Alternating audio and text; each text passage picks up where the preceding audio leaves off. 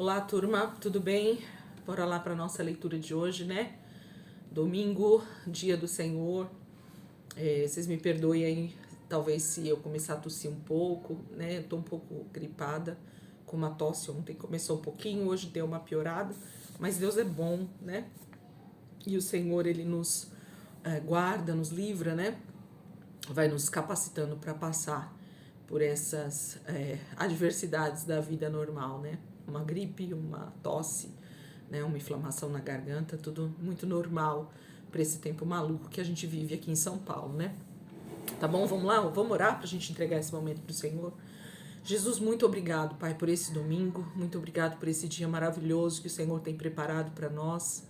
Somos gratos, Pai, pela tua bondade, pela tua misericórdia, pelo teu amor, Jesus, para conosco. Jesus, eu quero muito te agradecer, Pai, porque até aqui o Senhor tem estado conosco todos os dias, o Senhor tem nos fortalecido, o Senhor tem nos dado graça, sabedoria, discernimento, Jesus. Muito obrigada, Pai, pela tua palavra, por esse alimento tão precioso no nosso espírito. Obrigada, Jesus. Amém. Amém, queridos. Então, hoje, o último dia dessa semana 28, né? Dia 7, dia 9 de julho.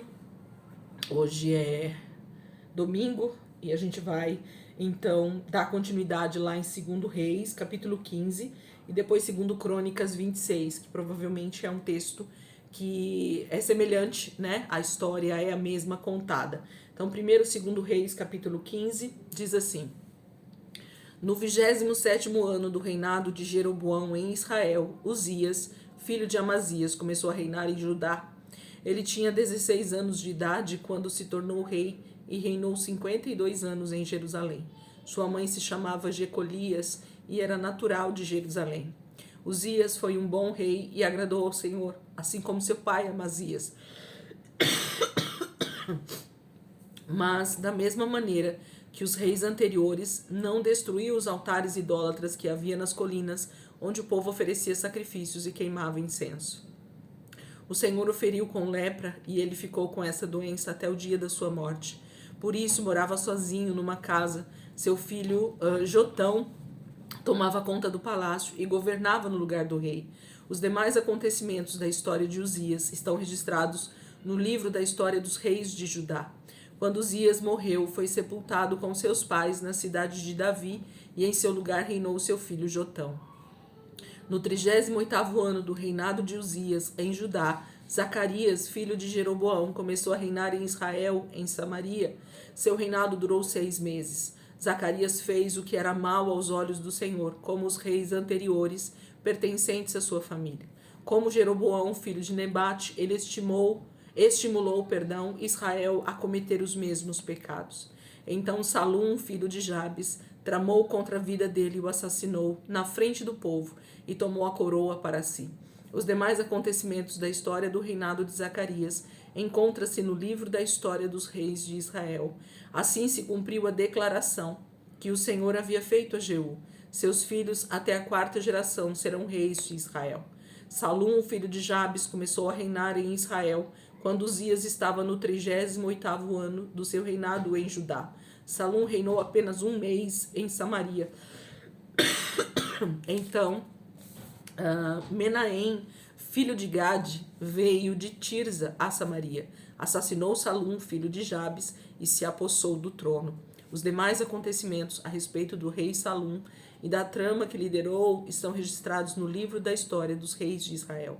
Menahem destruiu a cidade de Tifsa e os arredores da cidade, porque os seus moradores se recusaram a aceitá-lo como rei. Matou a população inteira e mandou rasgar o ventre de todas as mulheres que estavam grávidas. Quando Azarias estava no 39º ano do seu reinado em Judá, Menahem, filho de Gade, começou a reinar em Israel, e a duração do seu reinado em Samaria foi de 10 anos. Menahem fez o que era mal aos olhos do Senhor. Ele fez a mesma coisa que Jeroboão, filho de Nebate, havia feito muitos anos antes, e com isso levou o povo de Israel a cometer os mesmos pecados. Então Tiglat-Pileser, rei da Síria, invadiu o país. Contudo, Menahem lhe deu um presente de 35.000 quilos de prata. Satisfeito com o presente, o rei da Síria voltou para sua terra. Menahem cobrou esse dinheiro dos ricos e poderosos, obrigando cada um a pagar 600 gramas de prata como um imposto especial para o pagamento ao rei da Síria. Os demais acontecimentos da história de Menahem estão escritos no livro da história dos reis de Israel. Menahem morreu e foi enterrado com os seus antepassados, e o novo rei foi o seu filho Pecaías, né? Quando Azarias estava no 50º ano do seu reinado em Judá, Pecaías, filho de Menahem, começou a reinar em Israel, na cidade de Samaria. Ele reinou por 2 anos. Pecaías fez o que era mal aos olhos do Senhor e levou Israel a cometer os mesmos pecados que Jeroboão, filho de Nebate, havia cometido. Então Peca, filho de Remalias, um dos principais oficiais do exército de Pecaías, conspirou contra o rei com auxílio de 50 homens de Gileade e o assassinou no palácio em Samaria. Argobe e Arié, que estavam com o rei, também foram assassinados na revolta, e assim Peca se tornou o novo rei. Os demais acontecimentos da história de Pecaías estão registrados no livro da história dos reis de Israel. Quando Azarias estava no 52º ano do seu reinado em Judá, Peca, filho de Remalias, começou a reinar em Israel, na cidade de Samaria.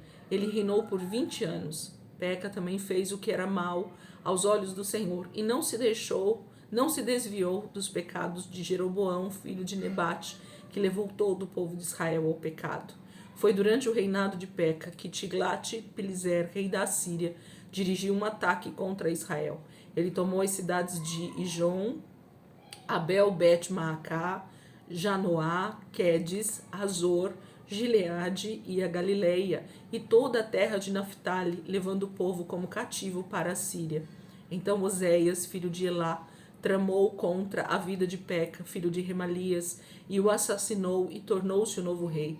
Isso aconteceu quando Jotão, filho de Uzias, já estava no 20º ano do reinado em Judá. Os demais acontecimentos da história do reinado de Peca estão registrados no livro das histórias dos reis de Israel. Quando Peca, filho de Remalias, estava no 2º ano do seu reinado em Israel, Jotão, filho de Uzias, começou a reinar em Judá. Ele tinha 25 anos de idade quando começou a reinar e reinou por 16 anos em Jerusalém. A sua mãe chamava-se Jerusa, filha de Zadok. Jotão fez o que era bom aos olhos do Senhor, como seu pai Uzias. Porém, ele não destruiu os altares idólatras que havia no alto das colinas, onde o povo oferecia sacrifícios e queimava incenso. Foi durante o reinado de Jotão que se reconstruiu a porta de cima do templo do Senhor. Os demais acontecimentos do reinado de Jotão e tudo que fez estão escritos no livro da história dos reis de Judá. Naqueles dias o Senhor enviou Rezim, rei da Síria, e Peca, filho de Remalias, para atacar Judá. Jotão morreu e foi sepultado junto aos outros reis de Judá, na cidade de Davi, seu antepassado. Acás, seu filho, tornou-se rei em seu lugar.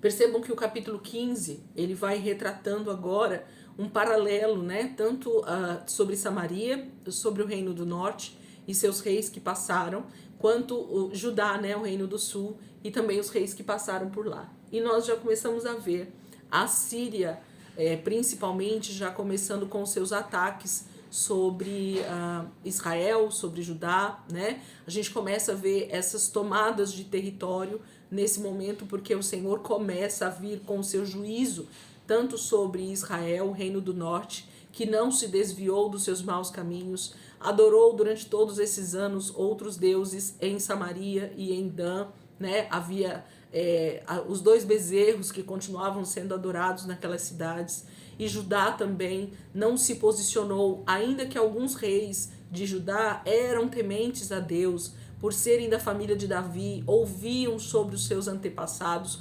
ouviam do que Davi e Salomão havia feito. Eles temiam ao Senhor, mas eles não ensinavam o povo a se desviar dos seus maus caminhos, eles não destruíam os altares, eles não faziam aquilo que precisava ser feito como rei, que era tirar de Israel, tirar de Judá toda a idolatria, todo o altar a outros deuses.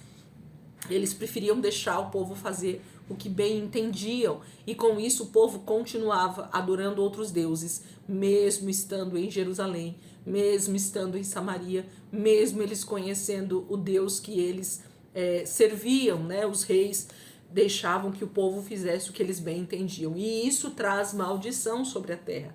Ainda que eu e você conheçamos o Senhor, se nós temos uma posição de liderança, e o rei é uma posição de liderança muito alta, onde ele deveria sim se impor como autoridade entre Deus e os homens, né? Ele é aquele que está no meio, é o intercessor, é aquele que intercede, é aquele que se posiciona para que o seu reino, para que a sua terra seja sarada, e eles não faziam isso. Por isso que a palavra vai sempre dizendo que o rei temia Deus, mas o povo continuava fazendo o que desagradava ao Senhor, e com isso nada adiantava. Outra coisa que a gente percebe com esses reis é essa questão da conspiração, né? O que é a conspiração? Eles se uniam, alguns iam contra o rei que estava no poder, matava, assassinava para tomar o trono. E aí outros se juntavam também e também conspiravam contra aquele rei, matavam ele e tomavam o trono. E isso aconteceu várias e várias vezes durante a história de Israel, principalmente o Reino do Norte, mas também no Reino do Sul, né? Mesmo em Judá, em Jerusalém, haviam conspirações também contra os reis que eram descendentes de Davi, para tentar tomar o trono, e isso era comum. A tomada de território também, as invasões e o pagamento, né, de muita prata, de muito ouro, de muita propina para que eles não tomassem o território de Israel, também acontecia muito nesse período. E por isso os reis das cidades vizinhas, dos territórios vizinhos, invadiam Israel e Judá para tentar tomar justamente toda a riqueza. Vamos lá para 2 Crônicas 26, provavelmente fala do mesmo texto, né, da mesma situação, contando, né, o mesmo episódio. 2 Crônicas, capítulo 26, diz assim: Então o povo de Judá escolheu Uzias como seu novo rei. Ele estava com 16 anos de idade e reinou no lugar de seu pai, Amazias. Depois da morte do seu pai, ele reconstruiu a cidade de Elote e a devolveu a Judá. Uzias tinha 16 anos de idade quando se tornou rei e reinou 52 anos em Jerusalém. O nome de sua mãe era Jecolias, natural de Jerusalém. Ele seguiu os caminhos de seu pai, Amazias, e fez o que era bom aos olhos do Senhor. Enquanto Zacarias viveu, Uzias buscou agradar a Deus. Zacarias era um homem que tinha visões da parte de Deus e instruía Uzias no temor de Deus. Enquanto o rei seguiu os caminhos do Senhor, Deus o abençoou. Ele declarou guerra aos filisteus, tomou a cidade de Gate e destruiu os muros dessa cidade, e também os muros de Jabne e de Asdod. Depois reconstruiu cidades próximas à região de Asdod e em outras partes do território filisteu. Deus o ajudou não somente nas guerras contra os filisteus, mas também nas suas batalhas com os árabes em Gur-Baal e contra os meunitas. Os amonitas lhe pagavam um imposto anual e a sua fama se espalhou até o Egito, pois ele havia se tornado muito poderoso. Uzias construiu torres fortificadas em Jerusalém, junto à porta da esquina, à porta do vale e no canto do muro. Construiu também torres no deserto e cavou muitos reservatórios de água, porque possuía muitos rebanhos de gado nos vales e nas campinas. Era um homem que amava a terra e tinha muitas fazendas e plantações de uvas, tanto nos montes como nos vales de terras produtivas. Uzias organizou o seu exército em regimentos. Os homens eram mandados para esses regimentos de acordo com as listas elaboradas pelo secretário Jeiel e por seus ajudantes, Maacéias. O comandante-chefe do rei chamava-se Ananias. 2.600 valentes, chefes de famílias, comandavam esses regimentos. O exército era formado por 307.500 homens, todos eles soldados de grande coragem, que apoiavam o rei contra os seus inimigos e eram comandados pelos chefes de família. Uzias entregou a todo o exército escudos, lanças, capacetes, couraças, arcos e fundas para atirar pedras, e construiu em Jerusalém máquinas de guerra para atirarem flechas e pedras enormes usadas nas torres e nas muralhas. Essas máquinas foram projetadas por homens de grande perícia. Dessa maneira ele se tornou muito famoso, porque o Senhor o ajudava de maneira maravilhosa, até que ele se tornou muito poderoso. No entanto, Depois que Uzias tornou-se poderoso, o seu orgulho provocou a sua desgraça. Ele pecou contra o Senhor, o seu Deus, entrando no templo do Senhor, e ele mesmo queimou incenso sobre o altar. O sumo sacerdote Azarias e outros 80 sacerdotes do Senhor, todos homens de grande valor, foram atrás dele. Eles o enfrentaram, dizendo: não cabe a você, Uzias, queimar incenso ao Senhor. Isso é trabalho dos sacerdotes, dos descendentes de Arão, que são consagrados para esse fim. Saia do santuário, pois você transgrediu e foi infiel, e o Senhor Deus não o honrará. Uzias ficou indignado com os sacerdotes e se recusou a deixar o incensário que estava segurando. Então, na mesma hora, na presença deles, diante do altar de incenso, no templo do Senhor, a lepra apareceu na sua testa. Quando o sumo sacerdote Azarias e outros viram a lepra, expulsaram Uzias imediatamente do templo. Ele mesmo se apressou em sair dali, porque o Senhor o havia ferido. Assim, o rei Uzias ficou leproso até o dia da sua morte, e viveu sozinho, separado de sua gente, no templo do Senhor. Seu filho Jotão ficou encarregado dos negócios do rei no palácio e de julgar o povo da terra. Os demais acontecimentos do reinado de Uzias, do início ao fim, foram registrados pelo profeta Isaías, filho de Amós. Quando Uzias morreu, foi sepultado com seus antepassados no cemitério real, embora o povo dissesse: ele era leproso. Seu filho Jotão se tornou o novo rei. Segundo Crônicas mostra mais claro para nós o porquê da lepra, né, de Uzias, e por que então seu filho Jotão passa a reinar em seu lugar. E até o fim da sua vida ele ficou, né, um homem leproso até o dia da sua morte. A lepra, que na verdade eu já expliquei para vocês aqui no vídeo, lá na época dos mandamentos, é a chamada tsará, né? É uma palavra em hebraico chamada tsará. E a lepra nada mais é do que uma desobediência ao Senhor ou às autoridades que são confiadas, né, por Deus na terra. E quando nós então vamos contra essas autoridades, a lepra, na verdade, a tsará, essa doença na pele, ela aparecia para que ficasse evidente o meu e o seu pecado. Era isso que acontecia no tempo de Israel. O pecado era visível para qualquer um ver. E enquanto essa pessoa não se arrependesse genuinamente do seu pecado, o Senhor não sarava essa pessoa. Ela permanecia leprosa. E foi isso que aconteceu com Uzias. Ele não se arrependeu durante toda a sua vida do pecado que havia cometido contra o Senhor e contra os sacerdotes, desobedecendo, né? Enfrentando as autoridades sacerdotais da sua época. E ele morre então leproso, separado da sua família, longe do Senhor, longe do templo, longe das suas obrigações como rei, longe da sua família. Tudo por conta de arrogância, por conta de desobediência, por conta do pecado. Então, mostra aqui para nós em 2 Crônicas o porquê da lepra de Uzias e porquê a sua morte, então, foi através da lepra também. Amém, queridos? Gente, Deus abençoe. Nossa leitura de domingo é essa. Vocês me perdoem mais uma vez pela tosse. Eu não podia deixar de fazer a leitura, como não vou deixar de fazer, independente do meu estado de saúde. Eu vou estar aqui, sempre estar lendo, é o meu momento com o Senhor, é o meu momento com a palavra também. Eu vou ter o meu devocional, eu vou ter os meus estudos, é o tempo que eu fico aqui com o Senhor. Então, independente da tosse, da gripe, da febre, do que quer que seja, nós estaremos aqui lendo a palavra do Senhor. Então, medita nessa palavra, olha para esses homens, para esse posicionamento desses homens e perceba por que o Senhor permitia que Israel, que Judá fosse então atacado pelos seus inimigos por conta da desobediência, mas o Senhor estava atraindo o seu povo para o arrependimento. Eu gosto tanto de ver a graça de Deus no Velho Testamento, porque a gente só vê a parte ruim, né? Por que Deus permitiu guerras? Por que Deus destruiu a Judá? Por que Deus deixou levar cativo? É o amor de Deus nos atraindo para perto dele, para o arrependimento. O homem é um ser obstinado ao pecado. O homem é um ser obstinado pela autossuficiência. E quando nós esquecemos do nosso Criador, nós nos tornamos autossuficientes.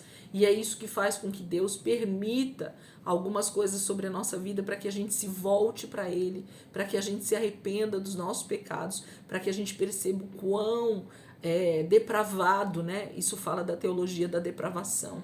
O quão depravado nós somos em pecado, o quanto nós precisamos dessa graça imerecida de Deus, do favor do Senhor, desse milagre que é a cruz de Cristo para a nossa vida. E então, debaixo de arrependimento, nós voltamos para o Senhor. E o Senhor nos recebe, e o Senhor nos ama, e o Senhor continua nos abençoando. Amém? Então medita aí nessa palavra de 2 Reis, de 2 Crônicas. E nós vamos continuar. E a gente vai perceber cada dia mais o declínio, né, de Israel. Amanhã a gente começa segunda-feira, a semana 29, e já começa com o texto de Isaías. E vocês vão ver o quão tremendo, né? Esse profeta agora começa a ser usado pelo Senhor para trazer a situação de Judá, a situação de Israel, de como o seu povo está diante do Senhor e quanto eles precisam se voltar, se arrepender para estar novamente debaixo da bênção do Senhor. Amém, queridos? Deus abençoe. Ótimo domingo para todos vocês e amanhã, se Deus quiser, a gente está aqui de volta para continuar a nossa leitura em nome de Jesus. Amém?